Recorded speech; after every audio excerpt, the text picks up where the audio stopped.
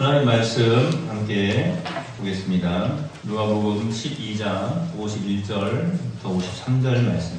한 목소리로 같이 읽겠습니다. 아직 못 찾으신 분은 앞에 큰 스크린을 참고해 주시기 바랍니다. 같이 읽습니다. 시작. 내가 세상에 화평을 주려고 온 줄로 아니라 내가 너희에게 이르노니 아니라 오히려 분쟁하게 하려 함이니라. 이후부터는 한 집에 5사람이 있어 분쟁하되 셋이 둘과 둘이 셋과 하리니 아버지가 아들과 아들이 아버지와 어머니가 딸과 딸이 어머니와 시어머니가 며느리와 며느리가 시어머니와 분쟁하리라 하시니라. 아멘. 우리 56절 말씀도 함께 읽도록 하겠습니다. 56절입니다. 시작. 외식하는 자여 너희가 천지의 기상은 분별함을 알면서 어찌 이 시대는 분간하지 못하느냐. 아멘. 옆에 계신 분들 바라보시죠. 말씀 듣고 은혜 받으세요. 화평이냐 분쟁이냐. 우리 예수님께서는 불을 던지러 이 땅에 오셨다라고 말씀하고 계십니다. 오늘 특별히 우리가 51절부터 함께 읽었는데, 내가 세상에 화평을 주려고 온 줄로 아느냐? 내가 너희에게 이르노니 아니라 도리어 분쟁하게 하려 함이로다. 사실 오늘 이 말씀은 우리 그리스도인들을 굉장히 당황스럽게 만드는 그러한 말씀입니다. 사실은 예수님께서 사람의 몸을 입으시고 이 땅에 오시던 날에 그 밤하늘에 울려 퍼진 천사들의 노래가 있지 않습니까? 우리가 잘 알고 있는 것처럼 우리 어린이들도 보면 항상 성경할 때 지극히 높은 곳에서는 하나님께 영광이요, 또 땅에서는 기뻐하시고 있는 사람들 중에 평화로다. 그러니까 예수님은 평화의 왕으로 이 땅에 오신 거잖아요. 그죠? 그 다음에 예수님은 어떻습니까? 하나님과 우리 사이를 화목케 하시려고 이 땅에 오신 거 아니에요. 그러니까 사실은 여러분들은 그냥 들으시는 것 같지만 어디 다른 데 가면은요, 목사님들 물론 그렇게 말씀하시는 분들도 계시겠지만 그런 이야기들 자주 안 해주세요. 하나님과 우리 사이를 화목하게 하시려고 오셨다 하고 거기서 끝나요. 그런데 화목이라고 하는 말 뜻이 뭐냐, 그게 가장 중요한 거예요. 사실은 뭐냐면 서로 뜻이 잘 맞고 정다움이에요. 그게 화목이란 말이에요. 화목, 서로 뜻이 잘 맞고 정다움. 그러니까 하나님과 우리 사이가 서로 뜻이 잘 맞고 정답게 해주시려고 우리 예수님께서 이 땅에 오신 거예요. 할렐루야. 예수님 그런 분이십니다. 제가 오늘 기도하면서도 우리 가정들 위해서 축복하며 기도하지 않았습니까? 우리 사랑하는 오늘 모든 성도의 가정이 화목하기를 예수님의 이름으로 축복합니다. 서로 뜻이 잘 맞고 정다워야 돼요. 부부간에도 서로 뜻이 잘 맞고 정다워야 되고, 부모님과 자녀들 간에도, 가족들 간에도 서로 뜻이 잘 맞고 정다워야 됩니다. 하여튼 우리 예수님은 이렇게 화목을 이루시기 위해서, 화평을 이루시기 위해서, 평화를 이루시기 위해서 이 땅에 오신 분 아니십니까? 그런데 예수님께서 말씀을 하시는 거예요. 내가 화평을 주려고 온 줄로 아느냐? 내가 너희에게 이르노니 아니라 도리어 분쟁하게 하려 함이로다. 이렇게 말씀하고 있습니다.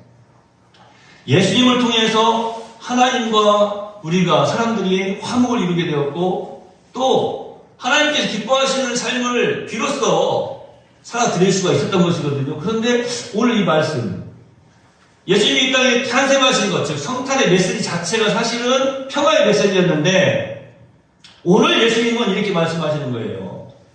내가 도리어 분쟁하게 하려 함이로다. 그 다음에는 어떤 말씀이 있느냐, 이런 말씀이 있어요.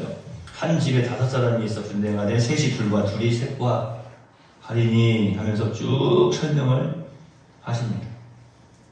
여기서 우리가 오해를 조금 하시면 안 되니까 잠깐 제가 좀 설명을 좀 드리려고 해요. 여러분 오해하지 마십시오. 우리 예수님께서는 맞습니다. 평화의 왕이 맞으세요. 이사야서 9장 6절에 있는 것처럼 평화의 왕이 이 땅에 오신다라고 하신 그 평화의 왕이 바로 우리 예수님이십니다.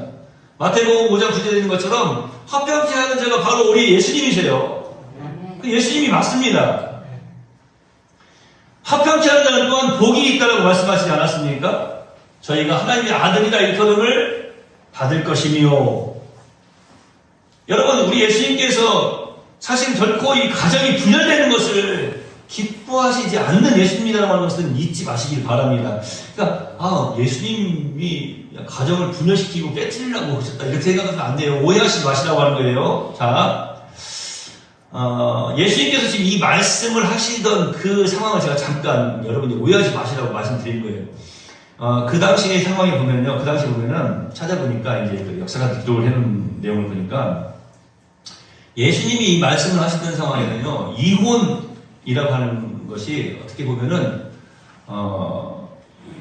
자연스러운 모습이었다라고 하는 거예요. 그러니까 자유로운 이혼이 성행하던 그러한 시대였다라고 하는 거예요. 그러한 시대에도 예수님께서는 뭐라고 말씀하셨냐면, 저희가 뭐 줄에서 이렇게 항상 하는 이야기, 마지막에. 성은 선포하고, 두 번째 이제 선포하는 내용이 그겁니다. 그러므로 하나님이 짝지어주신 것을 사람이 나누지 못할지니라. 하고 아멘 하거든요. 그러니까 예수님께서 말씀하신 거예요. 그러므로 하나님께서 짝지어주신 것을 사람이 나누지 못할지니라. 이렇게 이제 선포를 합니다. 그러니까 예수님은 그 당시에도, 사실은 그 당시에도 뭐 자유로운 이혼이 막 성행하고 있는 그러한 시대였음에도 불구하고 우리 예수님은 가정의 중요성과 사실은 이혼 불가를 외치셨던 그런 분입니다. 분쟁에서 분열이 되어서는 안 된다. 이것을 항상 말씀하시던 분이세요. 가정에서 분쟁을 일으키는 사람은 주님을 믿는 사람이기보다 믿지 않는 사람들이다. 어떤 이런 표현이 더 맞는 표현이 아니겠습니까? 사실 제가 조금 전에도 그런 말씀 잠깐 드렸지만, 어떤 말의 꼬투리를 잡는 사람들 보면은 항상 분란을 일으켜요. 특별히 믿는 사람들을 핍박할 때 보면은 항상 그런 표현이 좀 있습니다. 꼬투리를 잡고 어떻게든 흠을 찾아내려고 해요. 오늘 이 말씀해 보니까 봐라, 예수님도 도리어 분쟁하게 하려 함이로다 라고 말씀하시지 않았냐. 그러니까 그것만 이 단어를 살펴보면서 예수님이 그렇게 하셨네. 이렇게 얼마든지 말할 수 있는 그런 단어가 여기에 사용되어지고 있는 거예요. 예수님이 본의 아니게 분쟁을 일으키는 원인 제공자, 이렇게 우리가 생각해 볼 수도 있다라고 하는 것입니다. 여러분, 그런 의미에서 보면 예수님이 이 세상에 오신 것이 혹시 분쟁을 일으키시기 위해서 오신 거 아닌가? 제가 좀 전에 말씀드린 것처럼 절대 여러분 그 부분에 대해서는 오해하지 말아요. 예수님은 평화의 왕으로 오셨다라고 하는 거예요. 오늘 이 말씀은 어떤 말씀인가? 제가 그것을 이제 설명을 해 드리려고 하는 거예요. 사실은 예수님이 지금 이 말씀을 왜 제자들에게, 그리고 그 말씀 듣고 있는 청년들에게 지금 던지고 계시느냐, 어설픈 평화를 이루기 위해서 온갖 겉모술수를 당하고 또 타협하려고 하는 그런 유혹에 대해서 그것을 경계하시면서, 제자들을 경계하는 것이겠죠. 그런데 또 하나는 무엇인가 하면은 마지막에 이 말씀을 보면 외식하는 자들아 라고 말씀하지 않습니까? 그러니까 사실은 주님께서 간절히 원하시는 이 평화, 주님께서 간절히 원하시는 이 화목, 이런 것들도 사실은 위선되고 거짓된 것으로 정치적으로 지금 이 바리새인들이 혹은 서기관들이, 유대 종교 지도자들이, 그 당시에 많은 사람들이 그것을 사용하고 있었다는 겁니다. 그러니까 이게 있는 것 같아요. 어떤 상황 가운데 빠져들면 내가 그 상황에 빠져있으면 그것을 몰라요. 그런데 밖에서 이렇게 지켜보면은 거짓된 것이 진실되게 포장이 되어져 있는 모습을 보는 순간 어떤 생각이 듭니까? 막 역겨운 거예요. 너무나 괴로운 거죠. 그러니까 예수님께서 제자들에게 말씀을 딱 던지셨을 때, 내가 세상에 평을 주려고 온 줄로 아느냐? 내가 너희에게 이르노니 아니라 도리어 분쟁하게 하려 하느니라. 주님께서 지금 말씀을 탁 던지시는 거예요. 제자들에게는, 사랑하는 제자들에게는 너희가 제발 좀 속지 말라라고 하는 거죠. 세상의 소리에 속지 말라. 우리가 주님의 말씀을, 주님의 의도를 깨달아 알지 못하고 주님의 말씀을 듣지 못하면요, 속아 넘어갈 때가 너무나 많아요. 여러분, 오늘 이 말씀을 통해서 좀 깨닫는 은혜가 있으셨으면 좋겠어요. 마지막에 외식하는 자여라고 하는 이 외식이라고 하는 것이 뭐라고 말씀드렸습니까? 지금 여기서 이 외식하는 자여는 꼭 바리새인과 서기관들에게, 유대인들에게 하신 말씀이 아니잖아요. 깨달아 알지 못하는 자들, 주님께서 말씀하시는데 그 말씀을 이해하지 못하고 예수님은 분쟁을 일으키려고 오셨네? 이렇게 생각하시면 그 사람은 지금 어떻게 보면 외식하는 자와 똑같은 거예요. 주님의 그 깊은 의도를 우리가 깨달아 알아야 되거든요. 주님이 던지신 불에 불이 붙은 사람, 그 사람들은요 깨달아 알 수가 있어요. 많은 사람들이 포기하는 이유가 뭡니까? 핍박 때문인 거죠. 힘들고 어려운 일이 발생되면은 내가 생각했던 대로 되지 않고 뭔가 덜컹거리는 일이 발생되면은 그냥 피해가려고 하는 거예요. 도망쳐버리려고 하는 거예요. 그냥 주님의 말씀도 기억하려고 하지 않고 그냥 내 마음대로 내 생각대로 하려고 하는 거예요. 우리 예수님은 불을 던질 땅에 오셨다라고 말씀하지 않습니까? 우리 예수님께 던지신 그 불이 붙은 사람, 그 사람은 핍박 중에도 당당하게 견딜 수 있는 사람입니다. 제가 오늘 말씀드리려고 하는 것은 이거예요. 예수님께서 내가 분쟁케 하려고 이 땅에 왔다라고 하는 이런 말씀을, 사실은 이것은 비유예요, 비유. 던지시면서 제가 항상 말씀드리지 않습니까? 어떤 말에는 1차적인 언어의 의미가 있고 그 뒤에 숨겨져 있는 2차적인 의미가 있다고 하는데 2차, 3차, 그러니까 겉으로 드러나는 표면적인 그런 의미보다 의미를 따질 때에는 그 뒤에 숨겨져 있는 의미가 더 깊은 의미다라고 늘 말씀드리지 않았습니까? 제가 늘 이 컵 이야기를 하죠. 정말로 비싸고 좋은 컵이 있는데 우리 아이가 막 뛰놀다 컵을 하나 깨뜨려버렸어요. 2개가 있었는데 결혼기념일이라고 이제 쌍으로 사준 거예요. 딱 이게 2개가 있었는데 하나 깨뜨려버리니까 엄마가 뭐라고 했다고요? 잘하는 짓이다. 아이고 그냥 이쁜 일만 불러서 안 해! 그랬어요. 그러니까 1차적인 의미는 뭐예요? 잘했어. 이쁜 일만 불러서 한 거야. 그렇게 되니까 어떻게 돼요? 1차적인 의미만 딱 받아들였을 때에는 나머지 하나는 그냥 들고 와서 깨버리는 거예요. 왜요? 잘하는 짓이잖아요. 이쁜 짓만 골라하는 거 아니에요. 근데 그 마음에 있는, 그 속에 담겨져 있는 2차적인 의미는 뭡니까? 제발 좀 조심가라 이거죠. 그렇습니까? 그 깨트리면 어떡해? 어떡하냐. 이런 거 아닙니까? 내가 도리어 분쟁하게 하려 함이로다. 이 말씀을 다 들으니까 여러분 어떤 생각이 드세요? 잘하는 짓이네. 이쁜 일만 올라서 하네. 이렇게만 듣고 계시면 안 된다는 말씀이에요. 좀 더 나아가 봅시다. 오코열 목사님이라는 분이 계셨는데, 제가 이 이야기를 저희도 우리 학생들 수련회 갔을 때 거제도에 가면은 꼭 포로수용소에 이렇게 한 번씩 들렸었거든요. 또 얼마 전에도 불이 났더라고요. 이렇게 가보는데, 거기에서 이제 처음에 이 포로 수용소가 생겼을 때에 북한 그 포로들이, 인민 포로들이 이제 많이 거기에 와 있지 않았습니까? 오코열 목사님은 그 안에서 이제 그 포로들을 돌보는 그런 일을 하셨어요. 근데 하루는 저녁에 이제 저녁 식사가 끝나고 갔는데 이제 막사 한 바퀴 돌고 있는데 막사에 떨어진 화장실 안에서 계속해서 울음소리가 들리는 거예요.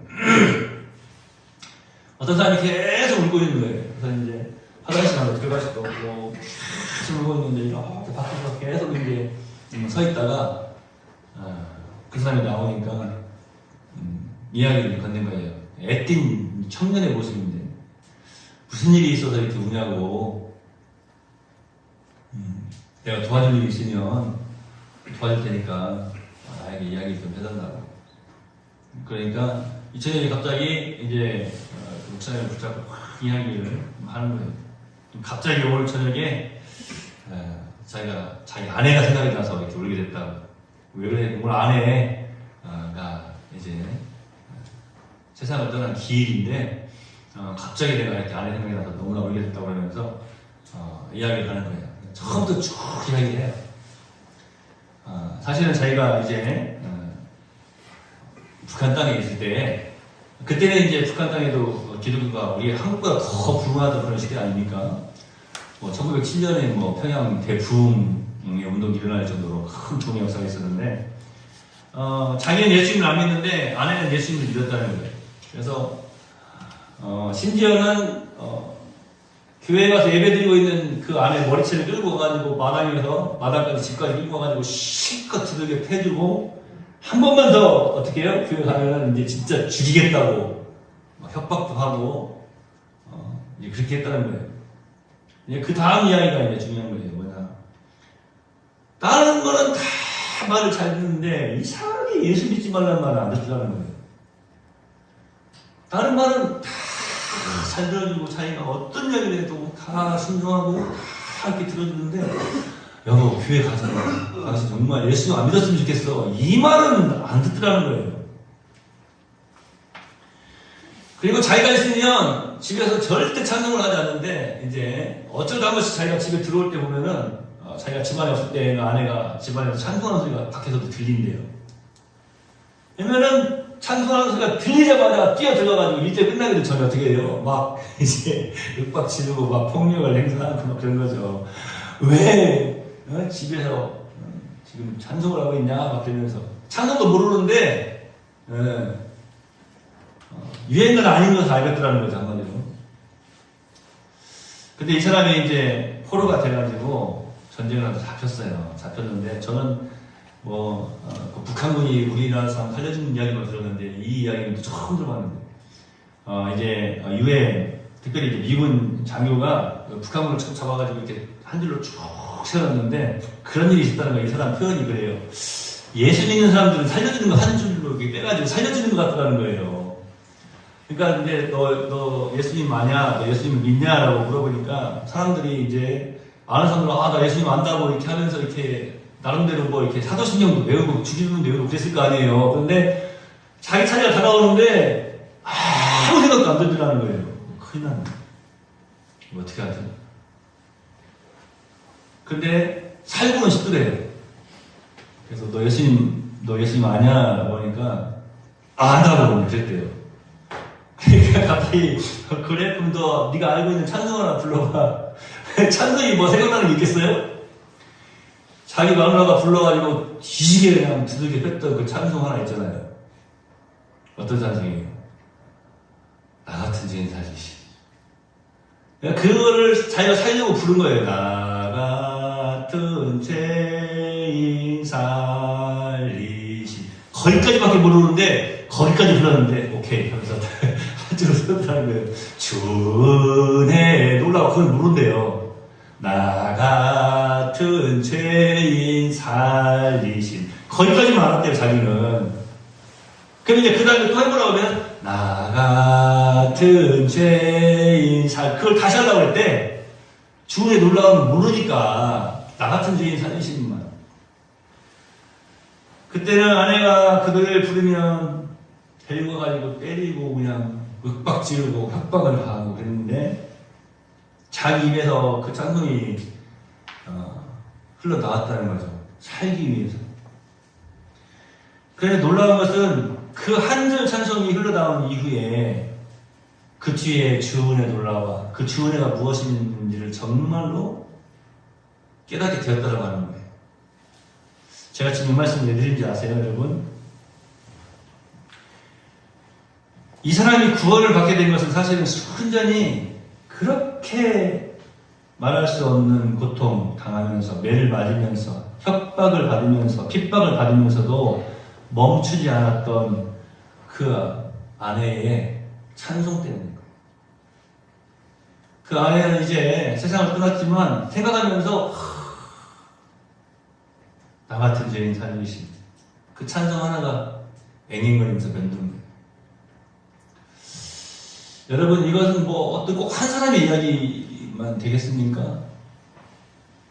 내가 살고 있는 가정 안에서 우리 가족들 앞에서 그리고 내가 만나는 사람들 앞에서 저도 한 번씩이라도 내가 찬송을 그리고 내가 그리스도인인 것을 알게 하고 그리스도의 향기를 발할 수 있는 어떤 핍박 속에서 사실은 뭐 제가 전에도 그런 말씀 드렸지만 좀 그런 핍박이 있으면 더 열심히 할 것 같아요. 그죠? 여기 계신 분들 중에 딱 총 들이대면서 너 열심히 듣는다고 하면 너 내가 지금 총으로 써. 미국에서 시행이 됐잖아요. 총 딱 들고 너 예수 믿어? 너 기독교인이냐? 쏴 죽였다고. 그 순간에 어떻게 나 기독교인 아니야라고 살고 싶으면 해야 될 거 아니에요? 여러분은 다 그러시죠? 딱 총딱 틀리면서 너 예수 믿어? 너 믿는다고 죽일 거야 그러면은 난 그래도 난 죽어도 예수 믿어! 라고 말씀하실 거잖아요. 그렇게 힘든 일이 없으셔요. 우리가 살아가는데 뭐 진짜 뭐 여러분 오늘 예배드리고 온다고 막 누가 예배드리고 하면 막 때려 죽이겠다고 하시는 분 있으세요? 그러니까 여기 어떻게 보면 함정인 거예요. 우리가 이 땅에서 신앙생활 하면서 전혀 예수 믿는 것 때문에 핍박이 없다면 그건 함정인 것이죠. 그런데 여러분 주의하시기 바랍니다.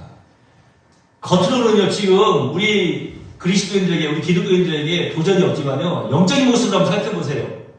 엄청난 도전들이 지금 우리에게 다가오고 있는 거예요. 아니 이미 우리에게 있는 거예요. 제가 오늘 말씀드리고 싶은 건 이거예요. 정말로 뭐 세상에 뭐 50년도 훨씬 더 지난 이 사람의 이야기를 왜 꺼내겠어요? 우리 눈에는 지금 보이지 않지만 우리에게 있는 어떤 핍박에 우리가 어떻게 대처할 것인가? 그런 핍박 속에서도 나는 예수 그분의 이름을 말할 수 있느냐라고 하는 거예요. 내가 믿는 사람이라고 하는 그런 신앙의 고백, 이런 고백적인 삶을 살아 드릴 수 있느냐라고 하는 거예요. 주님께서는 이렇게 말씀하신 거예요. 한 집에서 셋이 둘이 셋과 아버지와 아들과 아들이 아버지와 어머니가 딸과 딸이 어머니와 시어머니가 며느리와 며느리가 시어머니와 분쟁하리라. 이게 왜 이렇게 반복되는 걸까요? 그러니까 이런 일들이 너무나 비일비재하게 많을 것이다라고 하는 거예요. 그러한 상황 속에서도 너희의 모습은 어떠해야 되느냐라고 하는 거죠. 잘 보세요. 예수 믿는 셋이 예수 믿지 않는 둘과 하나가 될 수가 없는 거예요. 제가 지난주에 말씀드렸죠? 소속이 달라요. 요즘 3일 전에 계속 이 말씀을 전해드리고 있지 않습니까? 소속이 다를 뿐만 아니라 예수 믿는 셋은 택함을 받은 자예요. 예수 믿지 않는 둘은 택함을 받지 않은 자예요. 택함받지 못하는 사람들은 당연히 택함받은 사람들을 미워할 수밖에 없는 거예요. 예수 믿는 둘이 예수 믿지 않는 셋과 분쟁하고 예수 믿는 아버지가 예수 믿지 않는 아들과 분쟁하고 예수 믿는 아들이 예수 믿지 않는 아버지하고 예수 믿는 어머니가 예수 안 믿는 딸하고 예수 믿는 시어머니가 예수 믿지 않는 며느리하고 예수 믿는 며느리가 예수 믿지 않는 시어머니하고 계속해서 지금 이 부분을 반복하고 또 반복하고 또 반복하면서 말씀을 하십니다. 왜 이런 분쟁이 일어난다고요? 소속이 다르다.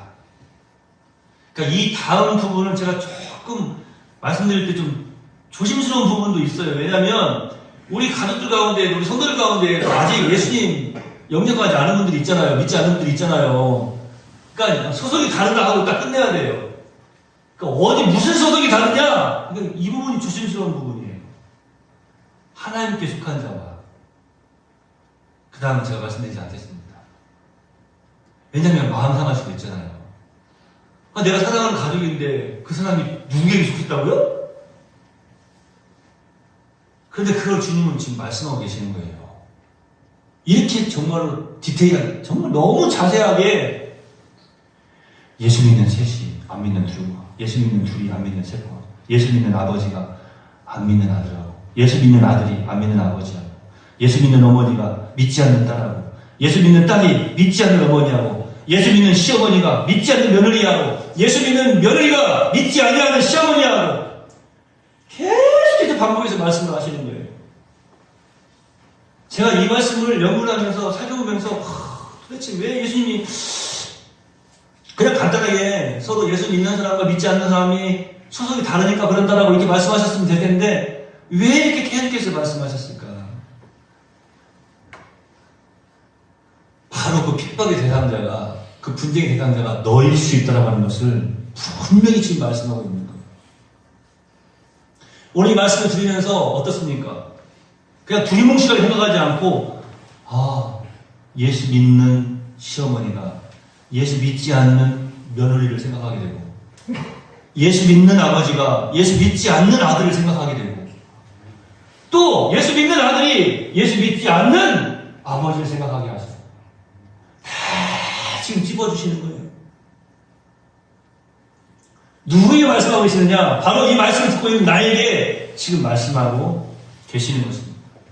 분쟁이 일어날 수밖에 없다. 왜? 소속이 다르기 때문에 너희가 깨달아 알아야 된다라고 말씀하시는 거예요. 그래서 사실은 이러한 부분 때문에도 더 우리가 하나님께 지혜를 달라고 기도해야 해요. 결코 둘이 하나가 될 수가 없는 것입니다. 제가 오늘도 잠깐 그런 기도를 했지만 우리 아벨에 대해서 잠깐 기도하지 않았습니까? 아벨을 떠올리지 않았습니까? 믿음의 사람. 가인하고 아벨은 같은 형제였어요. 한 집에 살고 있었어요. 가인은 하나님께 속하지 않았어요. 그렇기 때문에 하나님께 속하였던 아벨을 죽이기까지 합니다.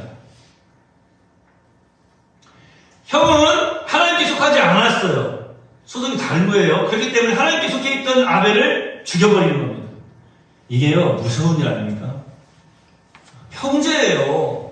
피를 나는 형제고, 가인과 아벨 외에는 없었어요. 그런데, 하나님께 속하지 않은 자가 하나님께 속한 자를 죽이는 거예요.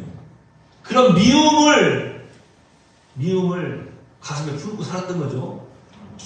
성경에 보면은요, 기회를 엿본 거예요. 나와 소속이 다른, 나는 하나님께 속하지 않았는데 하나님께 속한 그를 내가 죽이려고. 이렇게 말씀해 보면 기회를 엿보다가 단 둘이 있을 때 그를 쳐 죽이니라고 하지 않습니까? 우리가요, 세상에 속했을 때에는 절대로 마귀가 핍박을 하지 않습니다. 왜 그러냐고요? 자기 것이니까, 같은 소속이니까. 하나님께서도 사람들을 통해서 일하시듯이 사실은 이 악한 마귀도 보면은요, 자기의 사람들을 통해서 일을 해요. 믿는 사람들을 핍박할 때도 마찬가지입니다.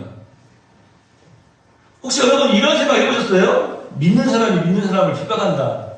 그건 아니에요. 그 상황 속에서는 사실은 하나님께서 하나님의 사람들을, 믿는 사람들을 통해서, 하나님의 사람들을 통해서 핍박을 하실 수 있을까요? 그럴 수 없는 거예요. 전쟁이요, 서로 소속이 다른 이들이 전쟁을 하는 것이지, 같은 소속 안에서 전쟁이 일어나겠습니까? 그럴 수 없는 거죠. 여러분, 잠시 한 가지 생각해 볼 것이 있습니다. 제가 언젠가 잠깐 말씀드렸는데, 여러분, 세상도 미워하는데 예수님도 미워하시는 사람이 되어서는 안 되겠죠. 저는 사실은 이 부분에서 가장 큰 도전을 받았습니다. 어떤 도전을 받았냐면, 아, 그렇구나. 내가 세상에게 핍박을 받고 세상이 나를 미워해. 그거는, 아, 그래, 내가 예수님 믿으니까 세상이 나를 핍박하는구나, 나를 미워하는구나 하면서, 내가 믿음의 사람이네, 이럴 수 있지 않겠어요? 그런데, 그만 쳐다보세요. 그런데, 보세요. 내가 세상한테 핍박을 받아. 예수 믿는다고. 세상한테 미움을 받아. 근데 봤더니 예수님한테도 미움을 받아. 이건 어떻게 해야 돼요? 너무 안타까운 일 아닙니까? 여러분, 우리가 예수님을 구주로 영접하는 순간 영적인 전쟁은 시작되는 것입니다. 이 영적인 전쟁은 심지어 혈연관계까지 끌어놓을 수 있을 정도로 심각합니다. 예수님께서 불을 던지셔서 사람들의 마음에 믿는 이와 믿지 않는 이가 생길 때 일어나는 자연스러운 현상이 바로 이거예요. 예수님으로 말미암는 분쟁, 반드시 믿는 이와 믿지 않는 이가 반드시 나누어지게 되는 것입니다. 사실 첫째는 이게 적다고 할 수는 없죠. 가정에서부터 나누어지는데, 이 가정에서 나누어지는 것이 가장 큰 일 아니겠어요? 참 믿음으로 사는 사람, 예수님의 마음을 품고 예수님을 따르는 사람, 그리고 믿음이 없이 사는 사람, 예수님을 따르지 않고 예수님을 믿지도 않는 그 사람과 분명하게 나뉘게 된다는 거예요.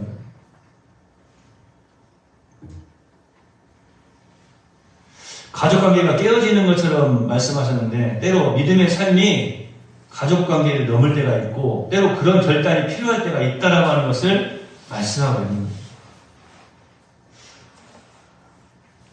요즘 세대들은 이런 이야기를 들으면 도저히 아마 이해를 하지 못하실 거예요. 근데 그만큼 도전이 적다라고 하는 것이고 그만큼 많이 속는다는 거죠. 그냥 지나쳐 버리는 거예요. 영적인 싸움으로 보질 않는 거예요. 우리 전도사님이나 우리 김수혜 권사님, 우리 간만의 권사님, 우리 욕수 권사님 세대세요. 지금 또 이렇게 불렀다고 해서 또 끝나고 난다음에 목사님 우리만 노인네 취급하시면 안 돼요. 그런 거 아닙니다. 절대로. 자, 혹시 우리 김수혜 권사님 예수님 믿는다고 승복이 오빠가 뭐라고 하고 그런 적 있어요? 뭐 있을 거예요. 어떤 네, 지금은 안 그러죠. 지금은 안 그러는데 옛날에 한 번이라도 근데 만약에 지금 젊은 세대들한테 예를 들어서 이사 선생님 신랑이 예수 믿는다고 혹시 뭐라고 한마디 하면 어떻게 돼요? 물론 그런 사람 안 만나겠다고 생각할지 모르겠지만 나 당연히 못 사겠네. 요즘 세대들은요 그런 거 말하는 것 자체가 이혼 사유일 수도 있어요. 그러니까 이게 무슨 말이냐면은 말 물론 하지도 않지만 들으려고 하지도 않고요. 전에 우리 어르신들 세대를 보면은 이 믿음의 어떤 간증 같은 걸 할 때 보면은요 제일 은혜를 많이 받고 또 눈물 콧물 다 쏟는 간증이 뭐냐, 예수 믿는 것 때문에 시어머니한테 핍박당하고 남편한테 핍박당하고 이런 거 있잖아요. 부흥회 같은 데 가면은 꼭 간증하는 그런 간증하는 사람들이 다 눈물 콧물 쏟아. 왜냐면 자기들도 그렇게 당했거든. 뭔가 공감대를 형성을 하니까 그렇구나 하고 그래 예수님 믿는 것 때문에 당하는 핍박이 참 무섭지. 하지만 또 눈물을 쏟는 이유는 뭐예요? 그러면서도 주님께서 힘을 주셔서 내가 믿음으로 승리를 했지. 놓치지 않는 거예요. 그렇게 핍박하는 아까 말했던 그 이민군 포로처럼 그 사람 결국에는 하나님께서 택하신 사람 이끌어 가시잖아. 예수님 믿게 하시잖아. 하는 것처럼 하나님께서 끝내 승리를 이끌어 가실 거야.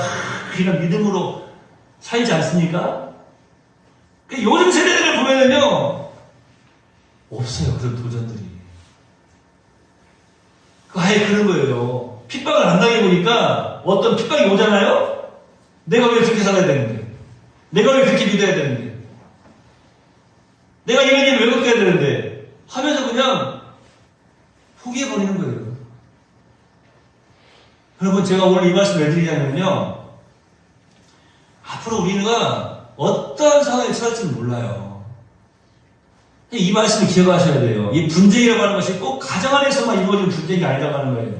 우리의 삶에, 우리의 남은 모든 인생 가운데 예수님으로 말미암아서 하나님과 우리 사이를 갈라놓으려고 하는, 멀어지게 하려고 하는 그런 시도들이 틀림없이 핍박으로 우리 가운데 다가온다고 하는 거예요. 깨어있지 않으면요, 그 하나님의 뜻을 이해하지 못하면요, 넘어질 수밖에 없다라고 하는 거예요. 신앙과 불신은 예수님 말씀대로 나누어질 수밖에 없는 것입니다. 다른 말로는 알곡과 쭉정이가 나뉘고 의인과 악인이 나뉘고 양과 염소가 나누어지게 될 것을 우리 예수님은 지금 말씀하시고 계시는 것입니다. 우리 가정에서부터 신앙의 결단을 위한 분쟁을 반드시 거칠 수밖에 없는 것을 여러분 기억해야 됩니다. 그리고 바른 신앙을 위해서 바른 결단을 하기로 마음에 다짐하고 있어요. 그 어떤 상황 속에서 나는 정말로 하나님 편에 서야 되겠다. 나는 예수님의 삶이라고 하는 것을 잊어서는 안 된다라고 하는 것입니다. 마귀가 가장 좋아하는 게 뭐겠어요? 계속 찔러대고 또 찔러대고 또 핍박하고 또 핍박해가지고 포기하게 만드는 거 아니겠어요? 제가 이 말씀을 드리는데 정말 사실은 이게 쉬운 일이 아니에요. 힘든 일이거든요. 영적인 일이기 때문에 더 그런 거예요. 한번 생각해보세요. 제가 지금 예수님 믿는데 제가 지금 목사잖아요. 목사인데 아내가 사모가 늘 그러는 거예요. 당신 목사될 줄 알았으면 결혼 안 했어. 내가 언제까지 이렇게 살아야 되는 거야? 막 이러면서 계속 그렇게 한번 이야기를 한다고 한번 생각해 보세요. 제가 목회를 할 수 있겠어요? 심지어는 예수님을 안 믿어. 예수님을 안 믿어. 당연히 교회 가면 나 이혼할 거야. 여러분, 어떻게 하겠어요? 이런 어떤 극적인 어떤 사건들이 아니더라도요, 우리 삶 속에서 지금 이런 도전들이 계속 되어져 오고 있다고 하는 거예요. 오늘 이 말씀을 들으면서 좀 깨닫는 은혜가 있으시기 바랍니다. 우리 예수님은요, 이 땅에 불을 던지러 오셨습니다.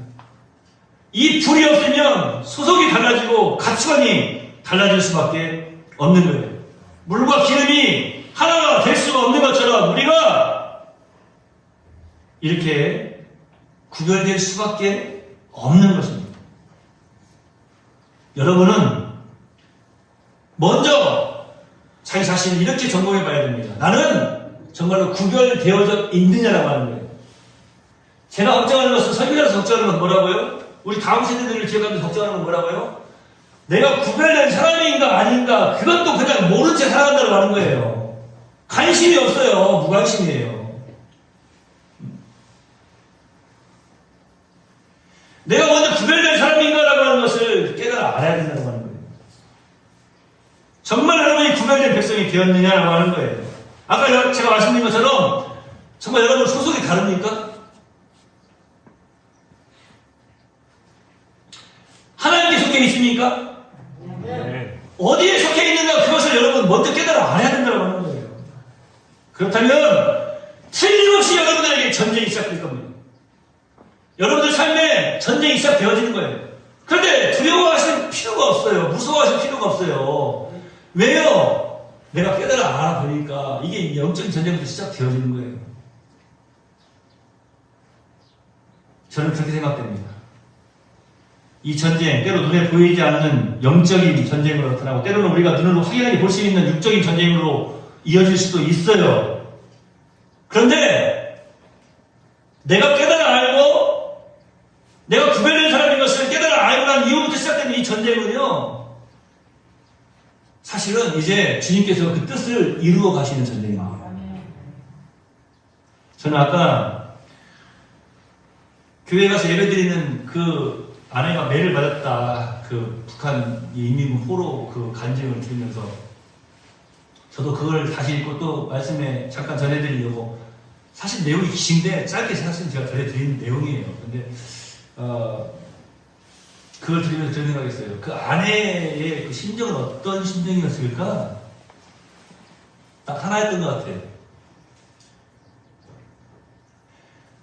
나를 지금 핍박하고 나를 때리는 내 남편을, 이 사람을 제가 사랑합니다. 이 사람을 예수님께 해주세요. 그래서 내가 왜 매를 맞으면서도 찬송할 수밖에 없는 그러한 상태에 있는지를 이 사람도 알게 해주세요. 그러니까 무슨 말이냐면은, 내가 구별된 사람으로서 하나님의 백성으로 살아가는 것이 얼마나 행복한 삶인지를, 얼마나 은혜의 삶인지, 감사의 삶인지를 이 사람도 알게 해주세요. 그러니까 그 전쟁을 막 하면서, 그 전쟁을 치르면서 가지고 있는 기도의 제목은 그것 하나 아니겠습니까? 하나님께서 이루시지 않습니까? 끝내 결국에는 어떠한 상황을 통해서라도 하나님이 그 기도를 들으시지 않습니까? 여러분, 어떤 희생도 치를 각오가 되어 있어야 우리가 주님을 따를 수 있습니다. 그런데 그 희생이 어떤 희생도 치를 그 각오 속에는 결론이 우리 속에 보여요. 우리에게 승리를 주시는 주님, 죽음의 번제를 이기시고 승리하셨던 그 주님께서 그 주님을 증거하는, 복음을 증거하는 우리들에게도 승리를 주신다고 하는 것을, 그 결론이 이미 보이는 겁니다. 여러분, 예수님이 우리의 저주를 끊어내셨지 우리의 십자가를 끊어내신 것이 아니다라고 말씀드렸습니다. 누구든지 나를 따라오려거든 자기의 십자가를 지고 나를 따르라고 말씀하셨어요. 십자가 지는 것을 저주라고 생각하지 마십시오. 저주는 이미 예수님이 끊어놓으신 거예요. 우리에게 이제 십자가가 있습니다. 믿음으로 그 십자가를 지고 예수님을 따라가야 되지 않겠습니까? 오늘 이 말씀 속에서도 그 의미가 깊이 담겨져 있는 거예요. 너희가 어떤 핍박을 당하느냐, 어떤 환난을 당하느냐, 너에게 주신 십자가 당하는 거예요.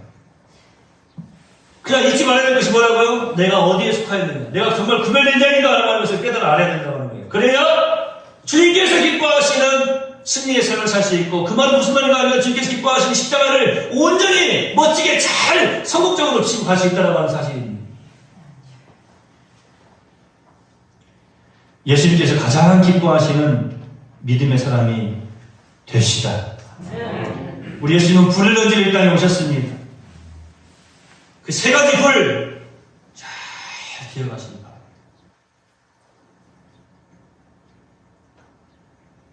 앞으로 살아가면서 우리에게 얼마만큼의 시간이 주어졌는지 모르겠습니다.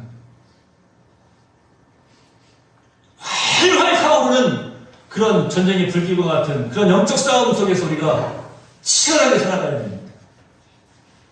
왜 치열하게 살아가야 되느냐? 우리는 구별된 사람이기 때문에 그러는 거예요. 내가 택함받은 하나님의 사람이라면 당연히 이 치열한 전쟁 속에서 살아갈 수밖에 없는 것입니다. 그러나 여러분 두려워하지 마십시오. 우리에게는 승리하신 주님께서 함께하시고 내가 세상 끝날까지 너희와 함께하리라고 말씀하신 그 주님께서 우리에게도 그 승리의 기쁨을 맛보게 하실 줄로 믿습니다. 불을 던지러 오신 그분이 바로 나의 구주 예수님이심을 잊지 마시기를 바랍니다. 기도하겠습니다. 예수님께서 가장 기뻐하시는 믿음의 사람 되기를 소망합니다. 우리는 구별된 하나님의 사람입니다. 주여, 세상과 구별된 하나님의 사람인 것을 깨달아 알게 하시려고 내가 분명하게 하려고 이 땅에 왔다라 말씀하신 주님의 말씀, 오늘 이 말씀이 우리에게 큰 도전이 되게 하여 주시옵시고 다시 한번 내가 하나님의 사람인 것을 깨달아 알게 되는 복된 말씀 되게 하신 줄로 믿습니다. 주여, 우리에게 맡겨주신 십자가 믿음으로 잘 지고 가서 승리의 그 눈에 이르기까지 포기함이 없게 하시고 영들 분별함을 더하여 주시어서 이 시대를 분별하게 하여 주시옵시며 세상과 함께 그냥 계속해서 혼합되어져서 섞여서 얼버무려져서 살아가는 것이 아니라 빛으로서 소금으로서 빛을 바라며 맛을 내며 깨어있는 구별된 삶을 여기 있는 모든 주님의 백성들이 잘 살아내게 하여 주시옵소서. 단 1초나 짧은 순간이라도 예수님 잊어버리지 않게 하시고 주님께서 가장 기뻐하시는 복음 증인의 삶, 믿음의 삶을 살아내게 하여 주시옵소서. 이 시간에 또한 축복합니다. 우리 네월교회가 특별히 네월교회 모든 성도들의 가족들이 예수 믿는 일로 인하여서 분쟁이 없게 하여 주시옵시고 모두가 다 하나님 안에 예수님 안에서 함께 믿음으로 살아낼 수 있도록 은혜를 더하여 주시옵소서. 여러 가지 세상의 상황과 여러 가지 일들로 인하여서 혹 포기하고 혹 놓아버리고 신경 쓰지 않고 살아가고 있는 것이 있습니까? 다시 한번 내가 어디에 속해 있는지를 깨달아 알고 하나님의 삶인 것을 깨달아 알고 믿음으로 부단히 일어나고 다시 최선의 열심을 다하여서 예수의 복음을 증거하고 천국 백성의 삶을 내가 살아가는 그들도 함께 누리며 살아갈 수 있도록 주여, 불을 던지러 오신 예수님께서 나에게 다시 한번 그 불을 던져주시옵시고 믿음으로 승리할 수 있도록 역사해 주시옵소서.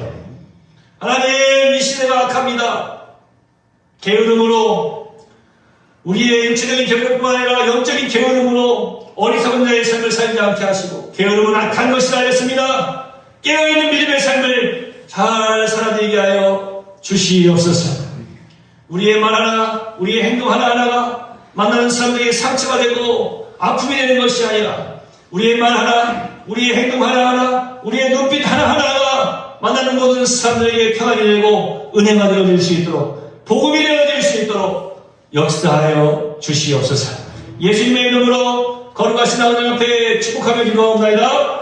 아멘.